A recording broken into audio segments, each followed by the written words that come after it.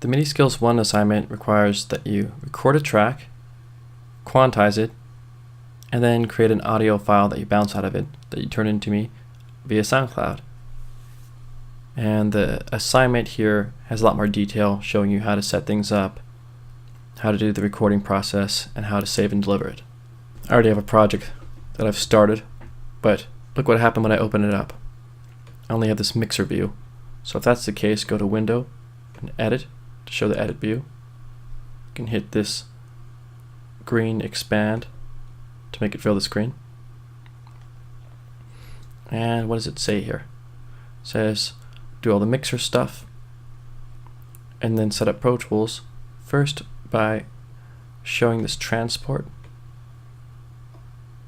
hitting the disclosure triangle on it, and getting rid of the conductor track. So let's do that.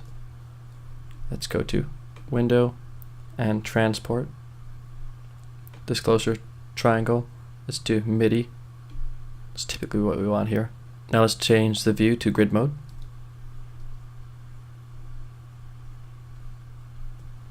We're on slip at the moment. We're going to add a click track to it because we're going to want to have something that helps us keep time. So we go to Track, Create Click Track. I'm going to create an instrument track, and if we don't already have this showing, I'm going to have to show this inserts part. Let's try that out. Track, New. We're going to do here instrument track. We need stereo.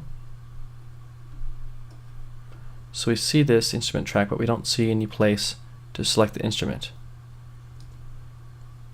That's where this comes in. Click on Inserts, A to E. Well, we have to make that visible, so we're going to go to View, Edit Window, View, Shows, Inserts, A to E.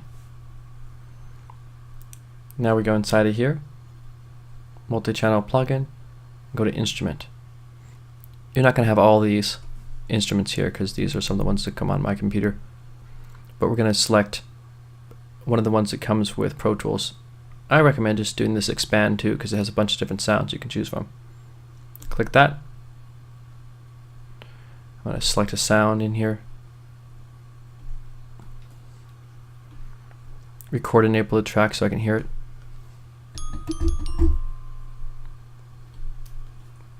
I can also name it.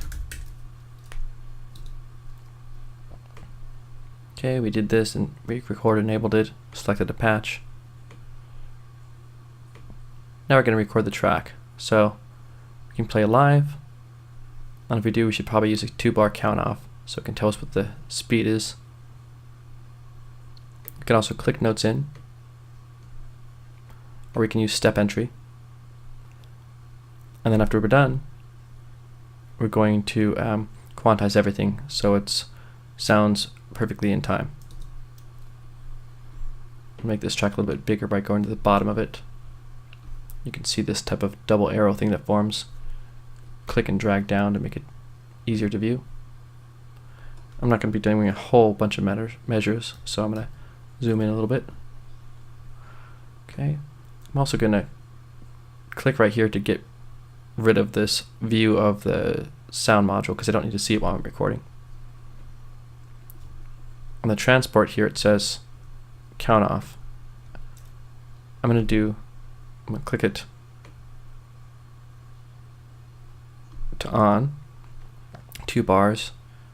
I'm also going to double click in here and change the tempo to be slower.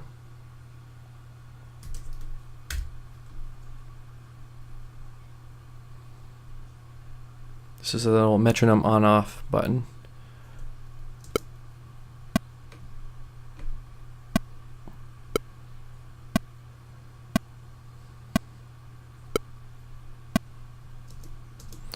So that sounds about right for the speed I want. Now I'm going to hit record to enable the whole track.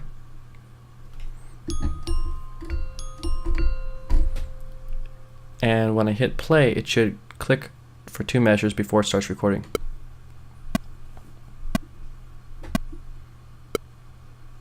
I'm getting ready, getting over to the keyboard.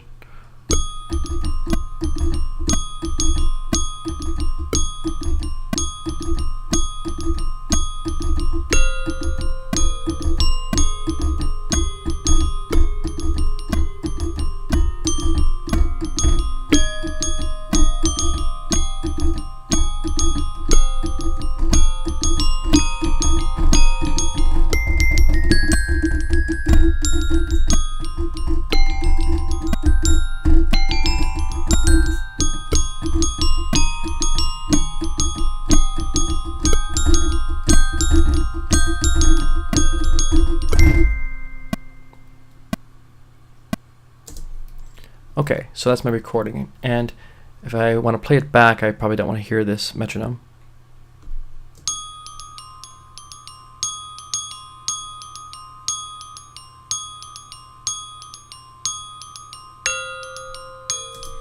So things are fine there.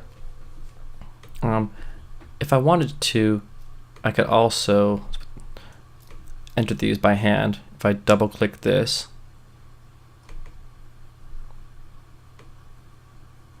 it shows all my notes. And if I go to the pencil tool here, I can click notes in. If they're not the length I want, I can go to the side of them and zoom in here a bit, and I can drag them left or right using the selector tool. Or if I go in the middle of them, I can move them around. If I want to in the bottom over here, I can also, let's make this bigger, change their velocity or loudness by clicking these little velocity marks.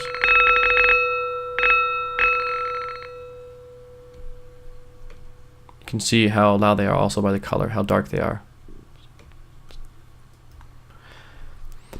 Another way I could enter things too is I could go to where I want, and then under event operations I can hit step input. If I do this, it'll enter notes right at where my cursor is with whatever note value I give it here. Got to make sure it's going on the correct track here too, going to glockenspiel rather than some other track here, which is another reason why it's nice to name your tracks. So now if I hit a note, it'll enter it there. If I change this value, it'll make different shorter ones.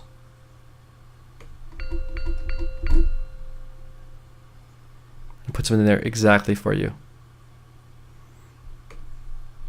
Well, I don't actually want that, so I'm going to go ahead and select that stuff and delete it. What I do want to do is I want to quantize this stuff though. So let's go to the beginning of it and zoom out a little bit. So that's not quite right. This isn't loud enough, it's off in timing. I'm going to hit edit, select all, or I can just say Apple A or Control A. Then I'm going to go to event operations, and quantize. In this case I'm going pretty fast compared to the main beat. I'm going 4 times faster than the main beat. So because of that, because the main beat is a quarter note, I'm going 4 times faster than the main beat. I want to quantize it to 16th notes. So I just selected everything and hit apply.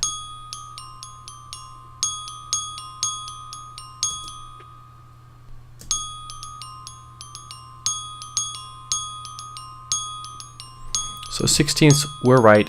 I just had pretty bad timing on at least one of them.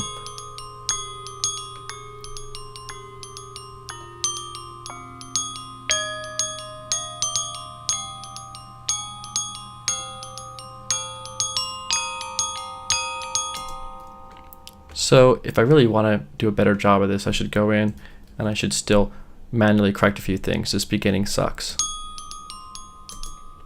That comes in too early. I'm going to use this trimmer tool to trim it over. Probably here too. We've edited it and it's fine. As you can see that when you're quantizing things, sometimes you have to use a couple different settings for different areas and do some manual edits too, but for large swaths of it, you can be just fine with quantizing to 8th or 16th notes. Let's close this view, go back to our regular view here. I'm just going to take the hand tool and click on it. Selects everything I want to export. Yep, so that's good. I'm going to go to File, Bounce to Disk. I want interleaved here, offline, and it's bouncing to Tim Pullen files, MIDI Skills 1. That's fine. Let's do that. Let's go find that file.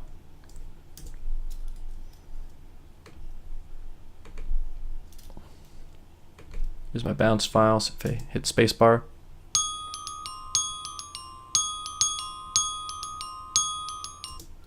plays it back. Cool. Go to my SoundCloud account. I can actually just drag the file in, I think. Let's see. Let's try that. Pretty cool. Okay, then once I'm done, get my link and post it in Blackboard.